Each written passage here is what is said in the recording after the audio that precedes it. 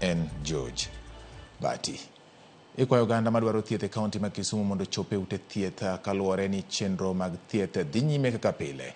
Ma en kaluwore gi tend kar thieth ma Kisumu County Hospital Laktar Tom Mboya e kinde ma lakteche ochako ng'anyo odiechieng' ma kawuono kaka yande gisingo. Laktar Mboya lero ni onge ng'ikruok moro amora mosebetie korka thieth, kendo lero ni lakteche duto ma tend kaunti no ondiko dhi nyime gi chiwo thieth e migepe mopogore opogore. Ma biro e kinde ma jopiny to lero ni pogruok nitie e kwan lakteche e kind nyoro gi kawuono, kata bedo ni chenro mag thieth to dhi nyime e yo makare. To aneno kopogore kaka ne abiro, kech ka moro mana abiro no, dedo ka doctors ne ng'eny gi ne ntiere, to ne gitiyo maber.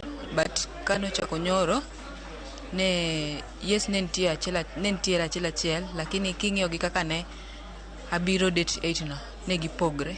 Niliadimitiwa jana jioni na nilipata kama services iko vizuri sana na ilifanyika vizuri sana.